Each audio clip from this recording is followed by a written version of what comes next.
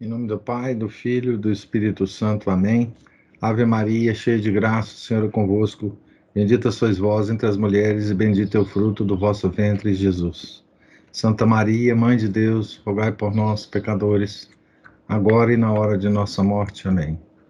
São Felipe Neri, rogai por nós. Nossa Senhora de Fátima, rogai por nós. Em nome do Pai, do Filho e do Espírito Santo. Amém. Então, continuando aqui, começamos ontem a quinta parte do livro A Alma de Todo Apostolado, de Dom Chutar. E essa parte é a parte mais prática do livro, onde ele vai dar, digamos assim, o caminho para a vida interior. Essa parte do livro é diferente da outra parte, e ela vai nos dar uma responsabilidade muito grande. Então, até aqui, Dom Chutar nos incentivou, nos alertou, nos admoestou a termos uma vida interior. Bom, até quando a gente não sabe o que é ter uma vida interior, há sempre a desculpa que a gente pode dar a nós mesmos, né? De que nós não a temos porque não sabemos como fazer, né? Essa quinta parte do livro vai nos tirar essa desculpa e, portanto, vai nos responsabilizar mais, né? Porque a partir daí a gente saberá o que é ter uma vida interior, pelo menos os princípios dela, e aí ficará na nossa responsabilidade decidir tê-la ou não tê-la, né? É uma grande responsabilidade, uma grave responsabilidade, né? Portanto, eu preciso fazer esse alerta, né? Desde o início. Uma vez que a gente sabe alguma coisa, não dá para deixar de saber, né?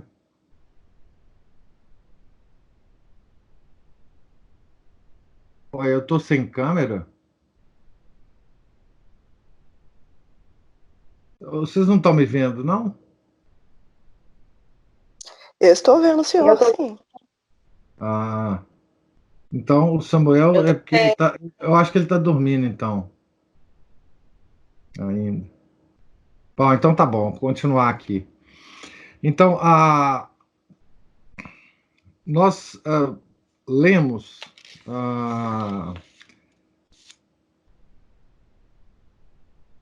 ontem, né, que nós precisamos de 10 convicções, né, para entrar na vida interior, né?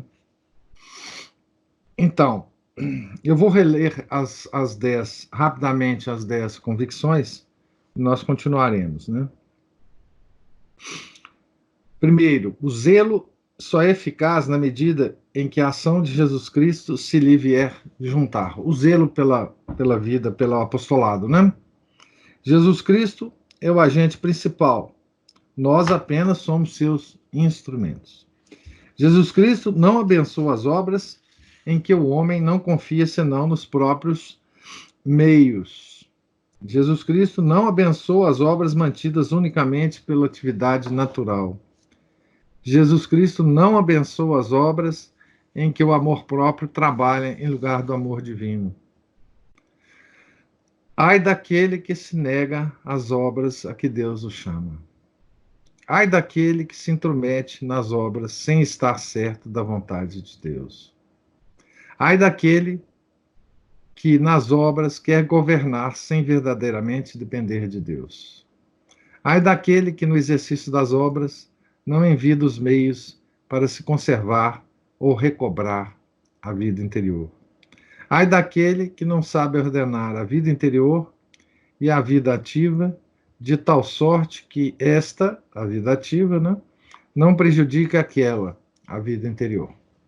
Então, agora ele vai traçar 6 princípios da vida interior. Vocês vão ver que essa parte é extremamente prática, tá certo? Primeiro princípio: não se lançar nas obras por mera atividade natural, mas consultar a Deus a fim de se poder ter a consciência de que se procede inspirado pela graça e em conformidade com a expressão moralmente certa da sua vontade. Segundo princípio: é imprudente e nocivo ficar durante muito tempo num período de ocupações excessivas, o qual lançaria a alma num estado incompatível com os exercícios essenciais da vida interior. E é então o caso, sobretudo para os sacerdotes e religiosos, de aplicar, mesmo às mais santas obras, o eriu eum et prodite abste. Arranca-o e lança-o fora de ti. Mateus 5:29. Terceiro princípio: a efusão desregrada da vida ativa deve impor-se, mesmo violentamente sendo necessário, um regulamento determinando o emprego habitual do tempo e feito de acordo com um sacerdote esclarecido, interior e experiente. Essa parte aqui nós estamos, no exato momento, órfãos desse tipo de sacerdote, né? Enfim, às vezes estamos, às vezes não, né? Alguns estão, alguns não, né? Quarto princípio: para proveito próprio e alheio, antes de tudo, é mister cultivar a vida interior. Quanto mais ocupado se estiver, tanto maior é a necessidade desta vida. Portanto, maior sede se deve ter dela, e mais meios se devem envidar para que essa sede não sejam desses desejos estéreis que Satanás tão habilmente explora para cloroformizar as almas e mantê-las na ilusão.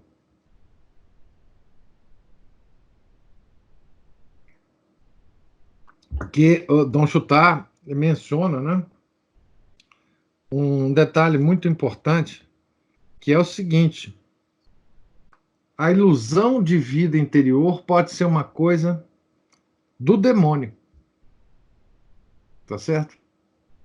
Ele pode nos dar a ilusão de que nós temos uma vida interior, mas não temos. E nós ficarmos satisfeitos com isso, né? E ele usa uma palavra interessante, né? Cloroformizar a nossa vida, né? Quinto princípio: encontra-se acaso a alma acidental e verdadeiramente ocupadíssima, conforme a vontade de Deus, e, portanto, na impossibilidade moral de prolongar os seus exercícios de piedade? Ela possui um termômetro infalível para lhe indicar se realmente se mantém no fervor. Se ela tiver verdadeiramente sede de vida interior, se com a melhor vontade aproveitar todas as ocasiões para cumprir todas as suas práticas essenciais, pode ficar descansada e deve formalmente contar com graças especialíssimas.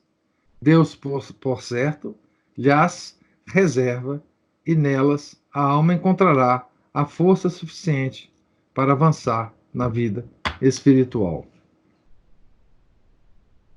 Então, se você quiser, né, saber, aqui tem um teste para saber, né, se a alma se mantém ocupada segundo a vontade de Deus. se as ocupações dela são da vontade de Deus, né?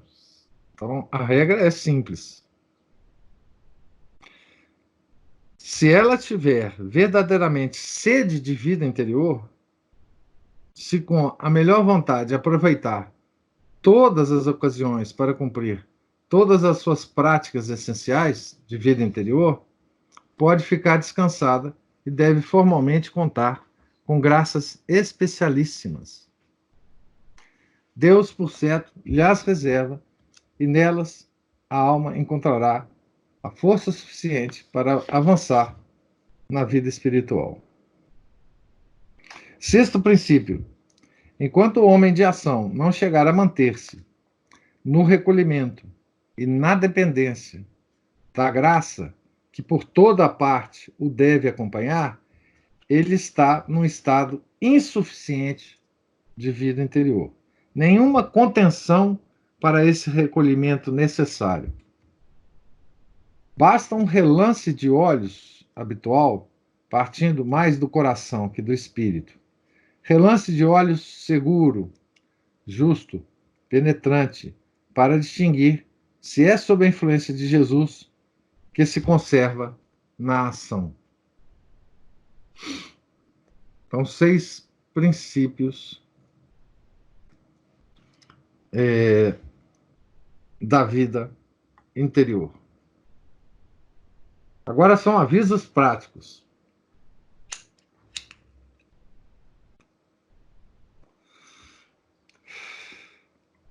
Então, avisos práticos. Gravar profundamente no próprio espírito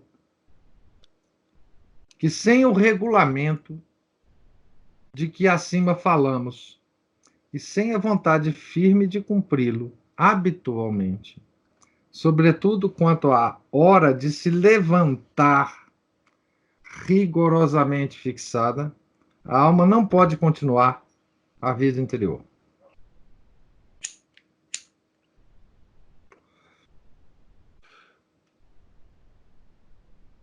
Olha que coisa mais simples. Não tem nada mais prático do que isso. Tá certo? Ninguém que não tenha... Nós já falamos isso muitas vezes, né? Ninguém que não tenha a disciplina com o seu próprio tempo da sua vida não pode ter disciplina nenhuma. Então aqui ele diz o seguinte: se nós não temos hora de nos levantarmos rigorosamente fixada, nós não podemos continuar a vida interior.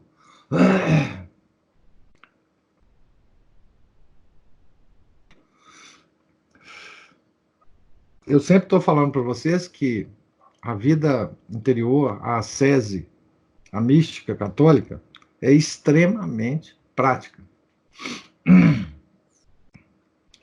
Todos concordam, os santos, os doutores da igreja, a própria disciplina da igreja, a disciplina dos mosteiros, das ordens monásticas, né? Mesmo autores que são leigos, né? Por exemplo, tem no livro A Educação da Vontade, do Paiô, essa regra está lá explícita. Explícita. Hora de se levantar.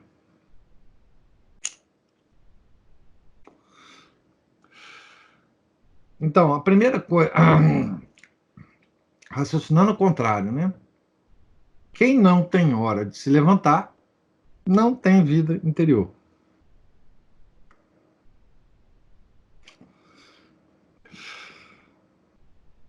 Independente do que faça, né? Tá certo? Segundo aviso prático, como base da vida interior e como seu elemento indispensável, indispensável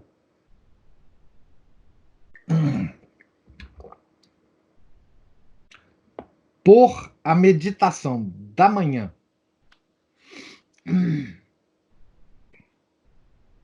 Então, hora certa de levantar e meditação da manhã.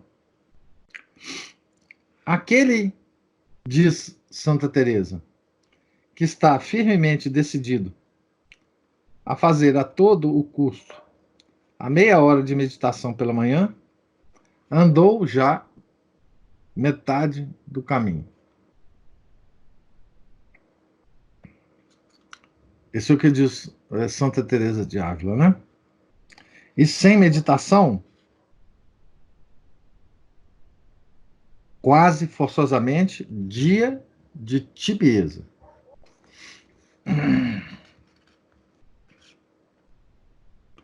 Terceiro aviso prático. Nós vamos ver o que é a meditação daqui a pouco. Terceiro aviso prático.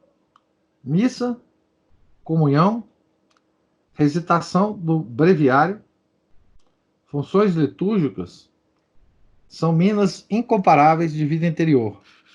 Devem ser exploradas com uma fé e um fervor cada dia mais crescentes.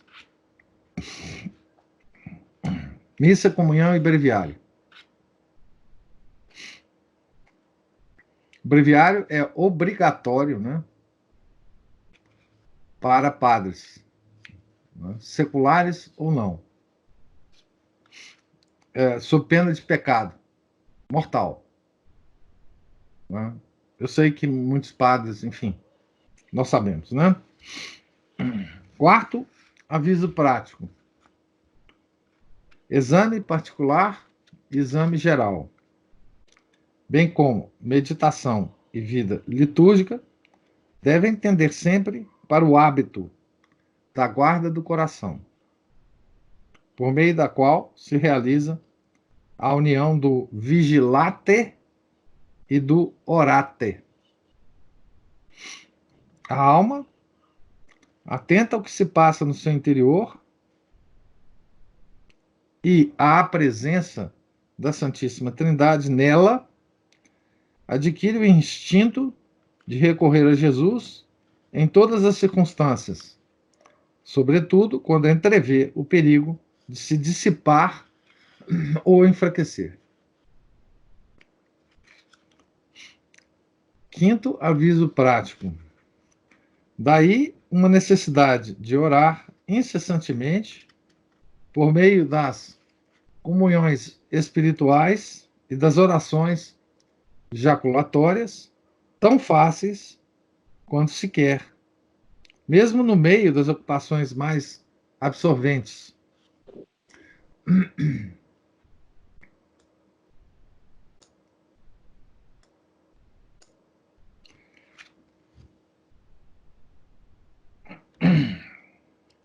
E de tão agradáveis em variar, apropriando-se às necessidades especiais do momento presente, às circunstâncias atuais, perigos, dificuldades, fadigas, decepções, etc. Então, o que Dom está dizendo aqui é que a riqueza das orações jaculatórias, né, as variações dessas orações jaculatórias, elas são de tal ordem que nós podemos variá-las, né, segundo o momento presente, né? Temos jaculatórias para vários momentos, né? A Igreja e a Sagrada Escritura é fonte dessas orações jaculatórias, né? Elas são praticamente infinitas, né? Sexto aviso prático: piedoso estudo da Sagrada Escritura.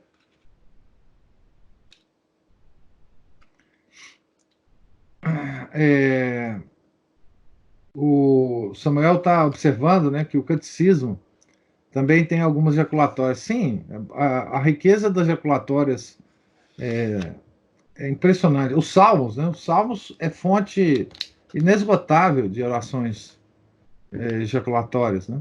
Que a gente pode decorar, né? À medida que a gente vai lendo, né? E gravando, né?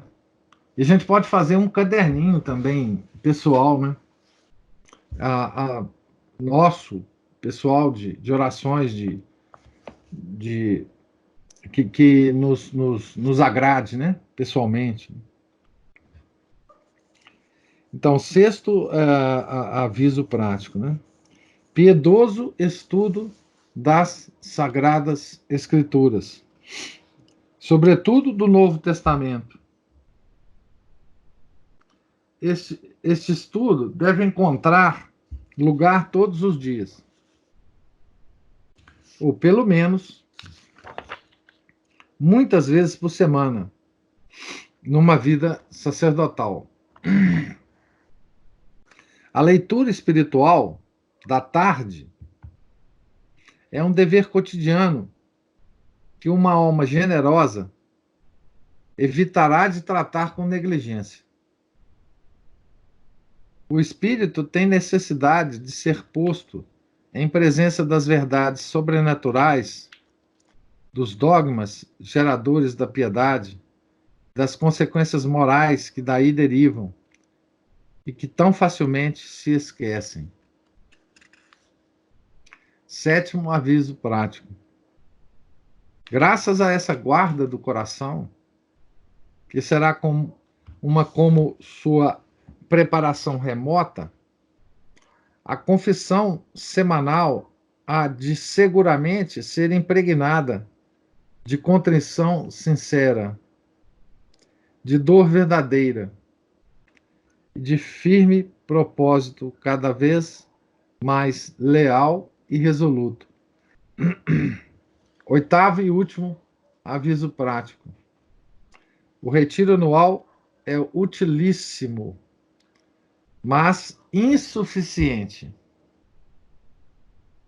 O retiro mensal de um dia inteiro, ou pelo menos de meio dia, verdadeiramente empregado em repor a alma em equilíbrio, é quase indispensável ao homem de obras. Bom, então, depois de nós lermos esses princípios e esses avisos práticos, né, nós temos aqui a certeza, eu, né, posso afirmar de mim mesmo, tenho a certeza de que estou longe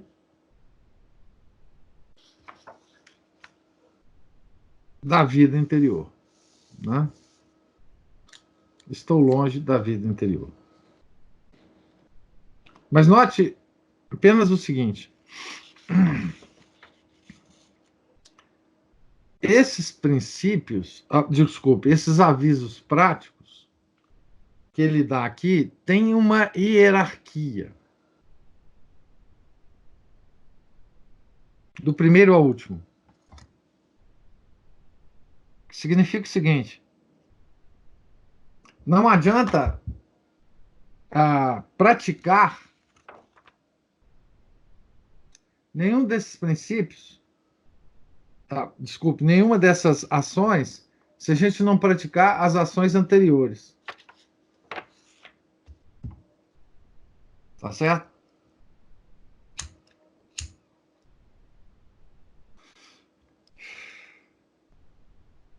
Então, por exemplo, o primeiro princípio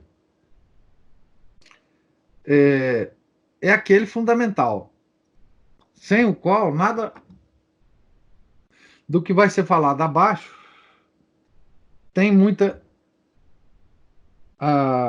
importância. O primeiro princípio é o mais fácil, inclusive, de aplicar. Desculpa, o primeiro aviso prático. Primeira ação é a mais fácil de se aplicar aqui, que é fixar rigorosamente a hora de se levantar. Isso significa que se alguém tem dificuldade de implantar isso na vida, tem que fazer tudo para implantar primeiro.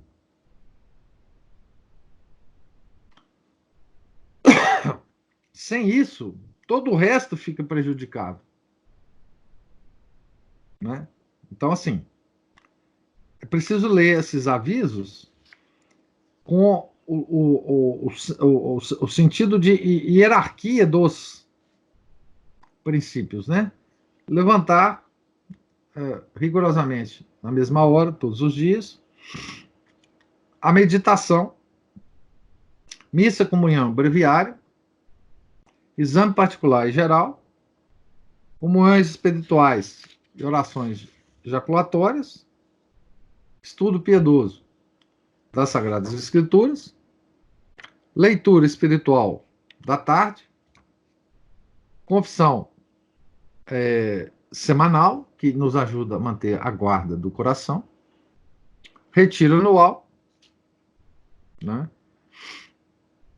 E ele sugere aqui também um retiro mensal, de meio dia ou um dia. Isso tudo dentro das nossas possibilidades, né? Inclusive possibilidades da própria igreja hoje, né? Certo? Isso tudo, né? Obviamente, o que se pede aqui de nós é tentarmos fazer isso. Muitas vezes nós vamos ter sucesso e muitas outras nós vamos fracassar, mas nós não podemos deixar de tentar, né? E o que a gente não tiver disponível para nós, em termos das ações de outros, né? Deus há de suprir. Deus há de suprir. Então, agora ele vai comentar sobre a meditação, que é o segundo aviso prático dele. Então, a hora de se levantar só depende da gente, né? Agora, a meditação, né? É o segundo item da quinta parte, né? A meditação, elemento indispensável da vida interior, portanto, do apostolado. E aqui entendendo apostolado como aquela coisa ampla, né? Todos nós temos um nível de trabalho, de trabalho apostólico, né? Então, nenhum resultado dará um desejo vago de vida interior, concebido após rápida leitura de um volume. Nenhum resultado dará um desejo vago de vida interior, né? Concebido após a rápida leitura de um volume. O que ele quer dizer é o seguinte: não adianta ler a obra que ele escreveu, apenas, né? E por isso que a quinta parte é a parte que mais nos responsabiliza, né? Nós lemos o volume, tá certo?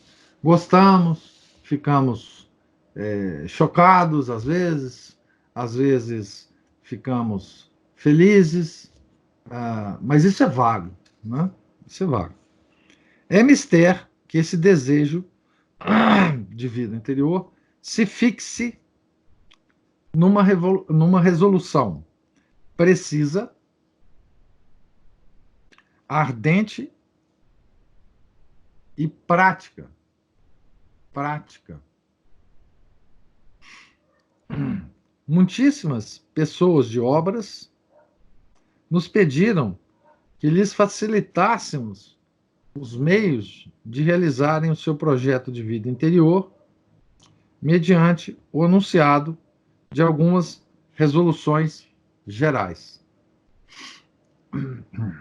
Eu não sei se é o que ocorreu, com esse livro, vão chutar, mas eu imagino que seja que essa quinta parte ela foi adicionada depois da primeira edição do livro, sabe? Tenho essa opinião, né? Ou seja, depois de ele ter falado aquilo tudo, as pessoas começaram a escrever para ele, mas dizer, olha, mas vem cá, escreve mais para nós aqui, enfim. E ele então fez esse resumo aqui para nós, né, da quinta parte.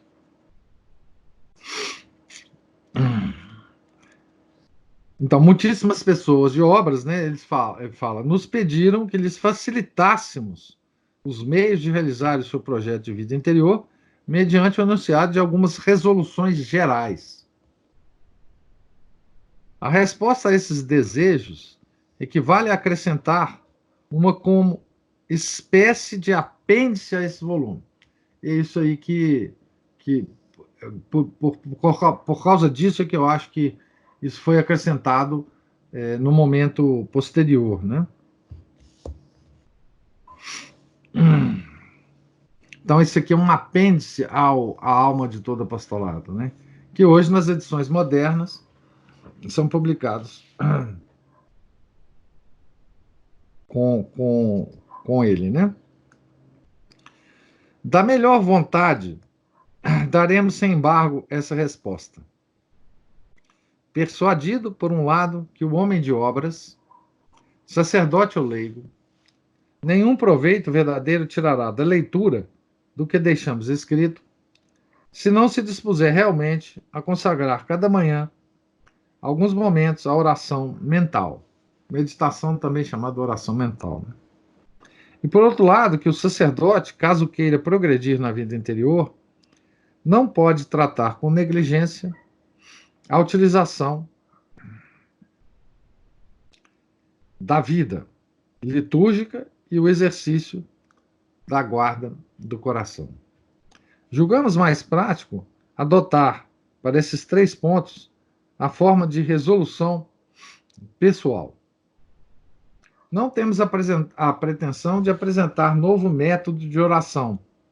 Tentamos apenas extrair a medula dos melhores métodos. Resolução de meditação. Quero ser fiel à meditação da manhã. Então, primeiro ponto, será mesmo necessária essa fidelidade? Sacerdote, eu ouvi no meu retiro para a ordenação essas graves palavras. Sacerdos alter Christus. Sacerdote é um outro Cristo, né? Compreendi, então, que se não vivo especialmente de Jesus, não sou um sacerdote segundo o seu coração. Não sou uma alma sacerdotal. Então, não sou um sacerdote segundo o seu coração, o coração de nosso Senhor Jesus Cristo. Ou seja, segundo a vontade de nosso Senhor Jesus Cristo. Né? Não sou uma alma sacerdotal. Sacerdote, eu devo viver na intimidade de Jesus. Isto espera ele de mim. Já non dicam vos servos, vos autem dixi amicus. Já não vos chamarei de servos, mas chamei-vos meus amigos. João 15:15. Mas a minha vida com Jesus, princípio, meio e fim, somente se desenvolve na proporção em que ele for a luz da minha razão e de todos os meus atos interiores e exteriores. O amor regulando todos os afetos do meu coração. Vem cá. A minha força. A minha a minha força nas minhas provações, lutas, obras e o alimento dessa vida sobrenatural que me torna participante da própria vida de Deus.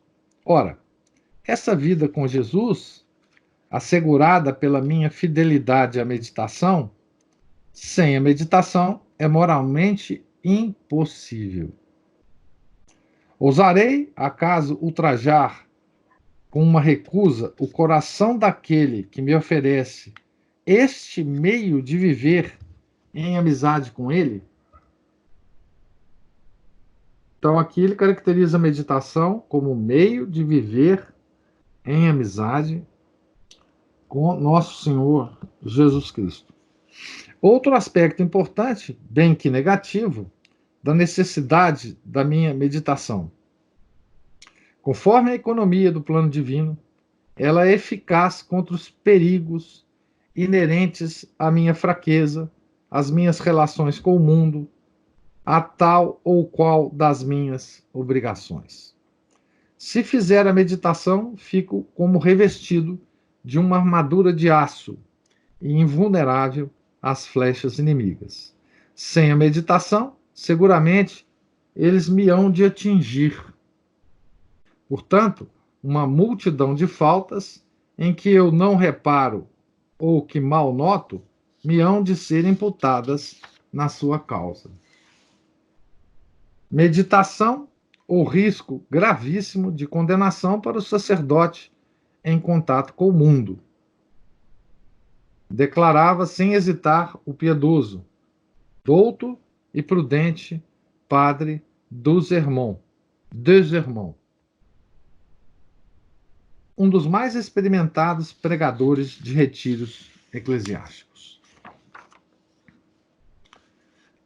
Para o apóstolo, não há meio termo entre a santidade senão adquirida, ao menos desejada, e em via de consecução, sobretudo, mediante a meditação cotidiana e a perversão progressiva, diz, por sua vez, o cardeal Lavigéry. Então, não há meio termo entre a santidade e a perversão progressiva. Cada sacerdote pode aplicar a sua meditação à palavra inspirada pelo Espírito Santo ao salmista. Nisi quod lex tua meditatio mea est, tunc forte periessim in humilitate mea. Se a vossa lei não houvera sido a minha meditação, já de certo houvera perecido na minha miséria. Salmo 118, versículo 92. Se a vossa lei não houvera sido a minha meditação, já de certo houvera perecido na minha miséria. Ora, essa lei chega a ponto de obrigar o sacerdote a reproduzir o Espírito de nosso Senhor.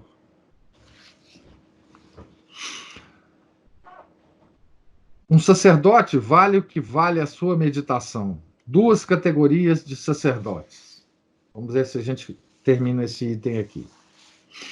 Porque o próximo item é a própria técnica de meditação, né? Primeira categoria de sacerdote, né? Os sacerdotes cuja resolução é tal que a sua meditação não é de forma alguma nem omitida, nem mesmo retardada, pelos pretextos de civilidade, de ocupações, etc. Só um caso raríssimo de força maior o fará adiar para outra meia hora da manhã, mas nada mais. Esses verdadeiros sacerdotes empenham-se seriamente em obter resultados apreciáveis na sua meditação, que tornam distinta da ação de graças da missa, de qualquer leitura espiritual e a fortiori da composição de um sermão. Então, a meditação é uma coisa, essas coisas são outras. Tem eles a santidade eficazmente desejada. E enquanto assim perseverarem, a sua salvação está moralmente assegurada. Então, essa é uma classe, uma categoria de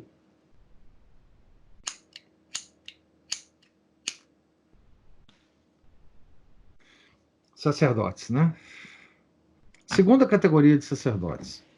Os sacerdotes que, não tendo tomado senão uma semi-resolução, adiam, por isso mesmo, facilmente omitem a sua meditação, desnaturando-lhe o fim, e não empregando nenhum esforço verdadeiro para bem a fazerem. Perspectiva, tibieza fatal, ilusões sutis, consciência adormecida ou falsa, caminho escorregadio para o abismo.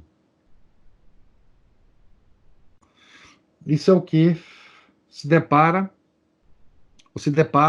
os sacerdotes da segunda categoria,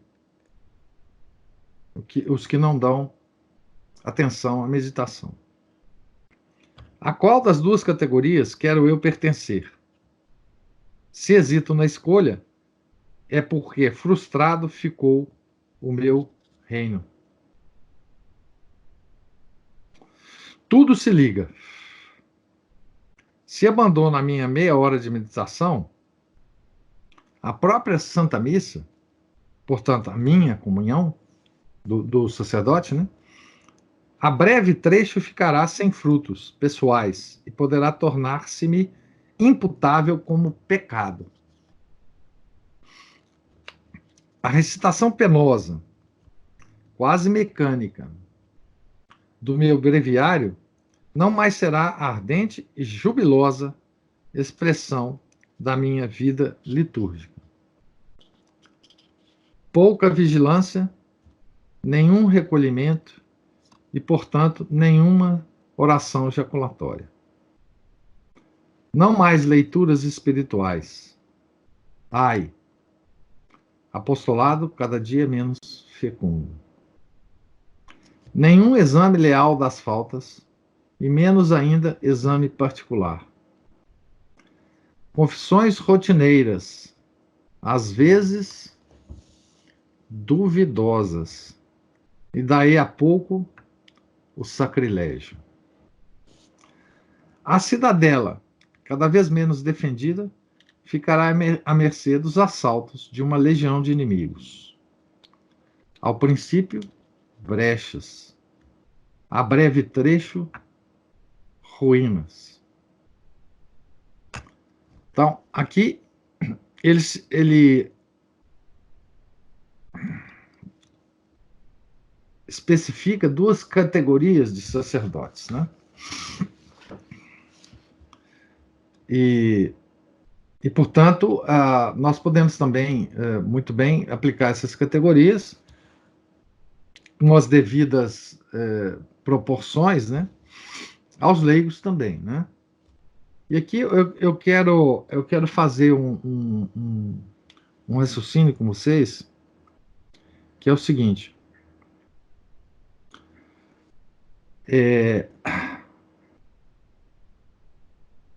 O ataque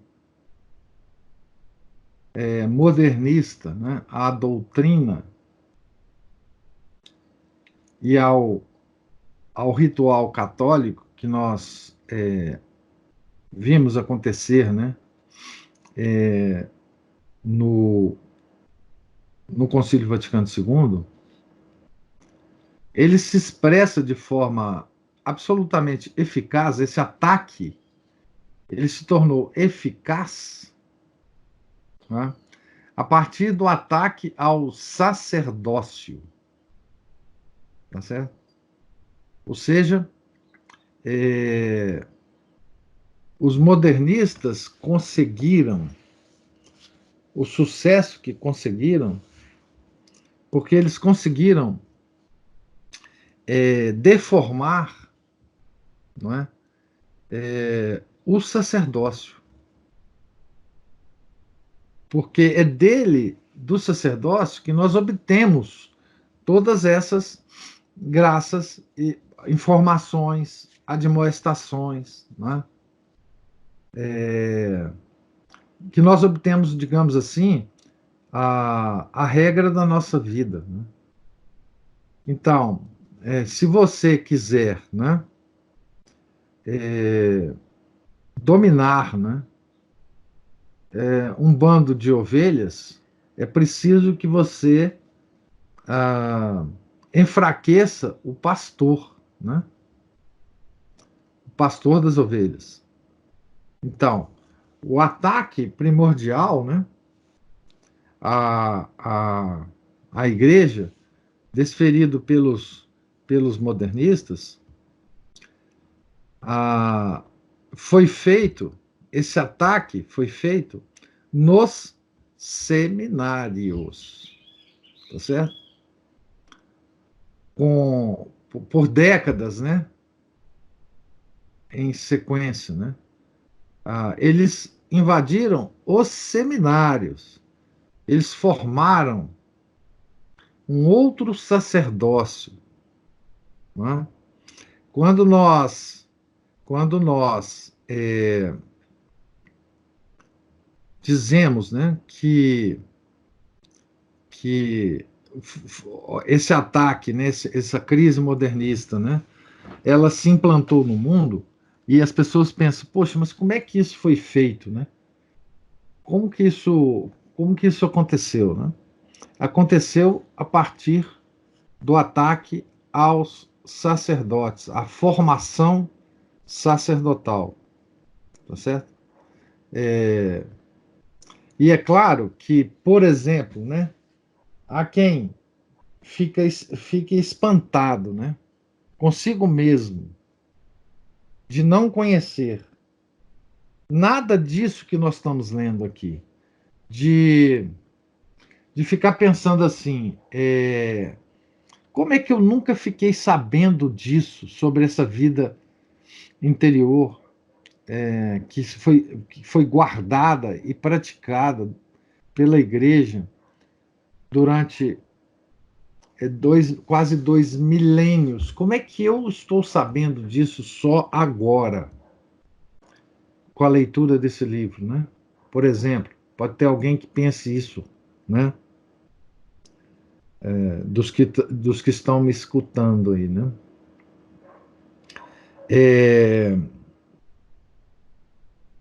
Bom, nós nunca escutamos isto, né?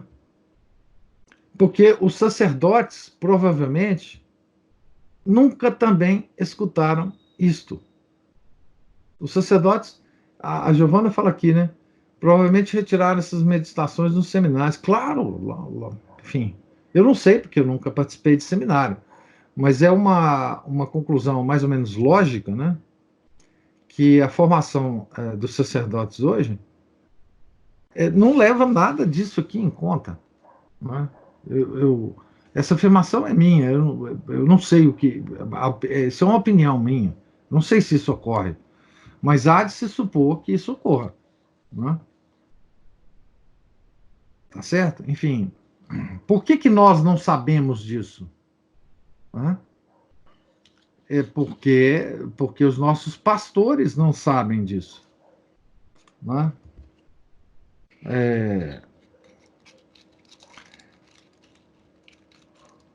E agora que nós estamos começando a saber, a nossa responsabilidade aumenta muito. Porque agora nós não podemos alegar que nós somos ignorantes nesse aspecto, né?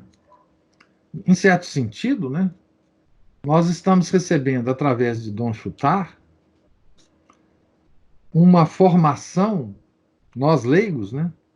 Uma formação superior, né? Ao dos próprios padres hoje, né?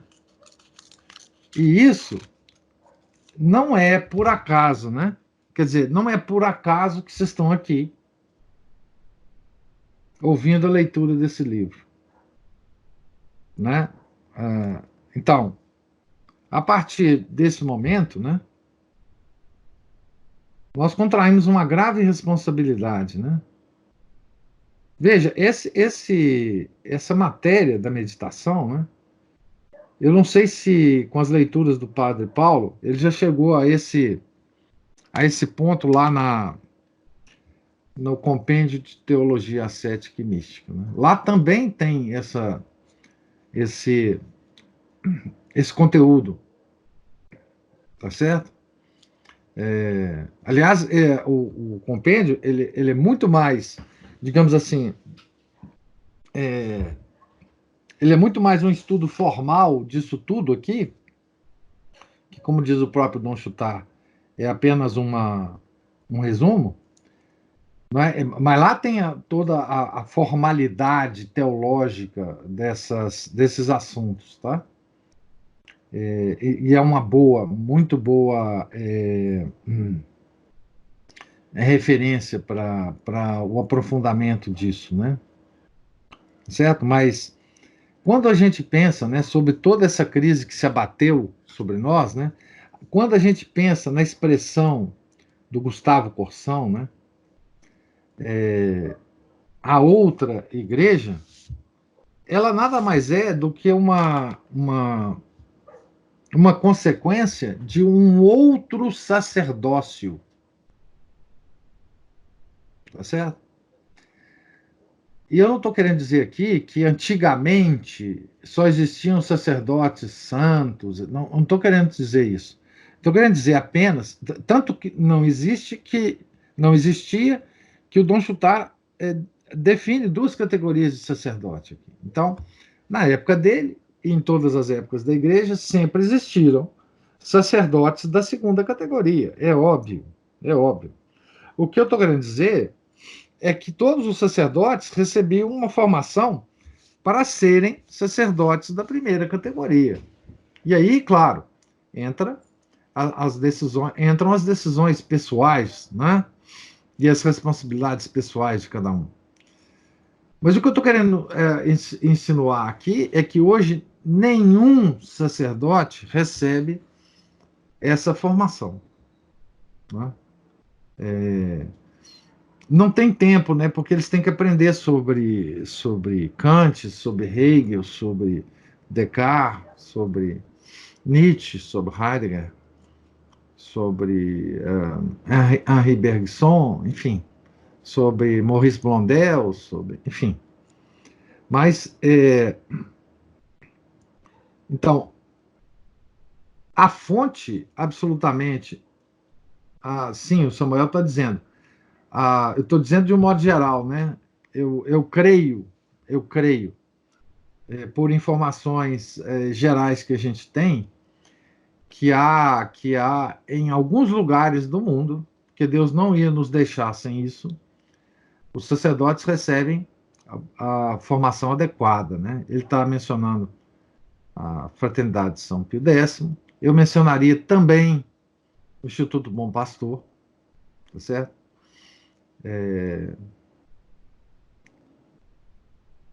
O Instituto São Pedro, não sei como é que. Eu só tive contato com um sacerdote do Instituto São Pedro.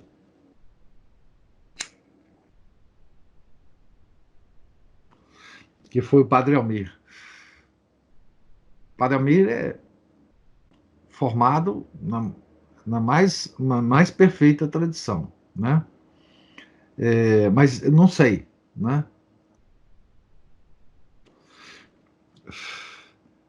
Eu quero crer que Nosso Senhor não deixará o mundo, né? Sem uma formação de sacerdotes do modo tradicional. Ele tem mostrado isso na crise do Concílio Vaticano II. Mas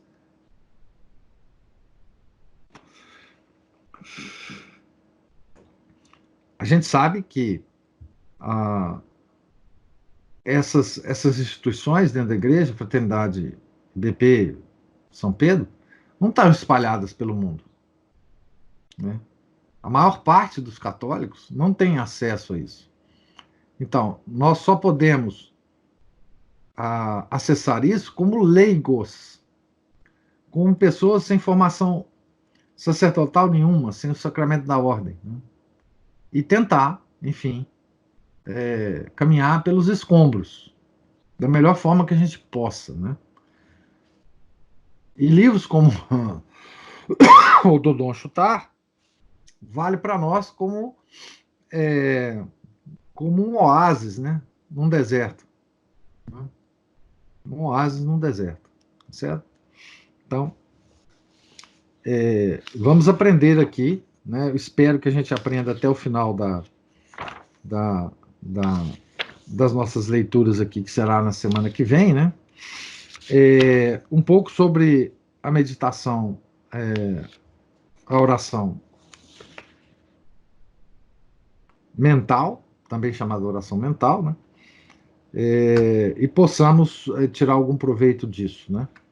Como eu disse, eu não sei se a gente vai conseguir terminar todo o livro, né, nossas leituras, mas eu acho que aí vai ficar faltando muito pouca coisa para as leituras individuais que vocês possam fazer, né, para terminar o livro, né? Então é isso, alguma observação que vocês tenham?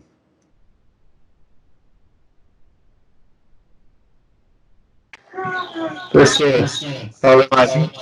Salve Maria. Seu micro... Eu. Tá ruim o microfone? Não, agora tá bom. Eu havia dito que eu não sei nem se eu tenho tempo para isso tudo, porque eu fico percebendo que quanto mais coisas eu coloco na minha vida espiritual, mais frustrado eu fico, porque vai ficando tudo para o final do dia ou às vezes eu não encontro por várias ocorrências do dia o tempo para parar e fazer aquela coisa. Eu acho tão difícil essa organização do tempo com a vida espiritual, até por conta dos deveres de Estado e outras obrigações, as coisas diferentes que surgem no dia.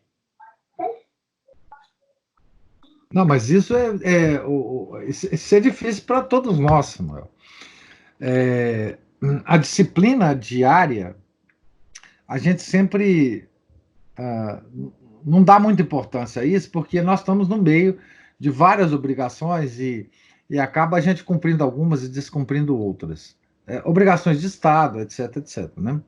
Mas uma das coisas, né, que ele fala aqui, e que é importante a gente sempre guardar, né, é uma das convicções que ele coloca logo no início dessa quinta parte, né, e que deve nos orientar, e note, nós temos apenas que tentar. Tentar, tentar, tentar sempre, né? O sucesso virá com o tempo, né? Mas ele coloca como uma das convicções, né? Aquele assim, ai daquele que não sabe ordenar a vida interior e a vida ativa, de tal sorte que esta não prejudique aquela. Eu sei que as pessoas passam por várias fases na vida, né? E às vezes a vida ativa absorve mais, etc., principalmente na criação dos filhos, etc, etc. O que eu acho que a gente deve sempre tentar, a gente tem que tentar fazer, ou reservar tempo para a nossa vida interior. O que nosso Senhor pede é sempre tentar, e não se desanimar com um fracasso. Não se desanimar se um dia a gente não conseguiu fazer. Tenta no próximo dia, né? Por exemplo, uma coisa para meditação, né? Se a gente não encaixa a meditação na nossa vida, eu sei que é muito difícil fazer isso, muito doloroso, mas levantar meia hora mais cedo. Né? Levantar meia hora mais cedo para cumprir essa. Eu estou dizendo da meditação porque ela é mais longa no dia, né? E assim, enfim, analisar cada um na sua vida especificamente, né? O que se pode fazer. O levantar meia hora mais cedo é bom porque normalmente a gente está levantando antes do burburinho da vida começar, né? E talvez isso possa valer para algumas pessoas. Mas o que eu quero dizer mesmo é nunca desanimar. É sempre tentar colocar os conselhos de vida espiritual em andamento na nossa vida. E a cada dia nós vamos fracassar na função de coisas em função de conselhos nós não vamos conseguir seguir, mas no outro dia a gente levanta e fala, bom, vamos tentar de novo, e eu vou conseguir, tá certo? Em algumas fases da vida a gente consegue completamente seguir esses conselhos, em outra a gente não vai conseguir, mas nunca desanimar, porque Nosso Senhor só pede para a gente tentar, tá certo? E agora nós vamos saber o que nós devemos tentar. E a gente tem que escrever isso como resolução e começar a batalhar com todas as dificuldades que nós temos, cada um de nós, enfim, dificuldades materiais e, enfim, de trabalho, né? É claro. Deus está vendo isso tudo também, né? Deus está vendo isso tudo também. Mais alguma observação? Vamos terminar com uma oração. Em nome do Pai, do Filho, do Espírito Santo. Amém. Ave Maria, cheia de graça, o Senhor é convosco. Bendita sois vós entre as mulheres, bendito é o fruto do vosso ventre, Jesus. Santa Maria, Mãe de Deus, rogai por nós, pecadores, agora e na hora de nossa morte. Amém. São Felipe Neri, rogai por nós. Nossa Senhora de Fátima, rogai por nós. Tenham todos um santo dia.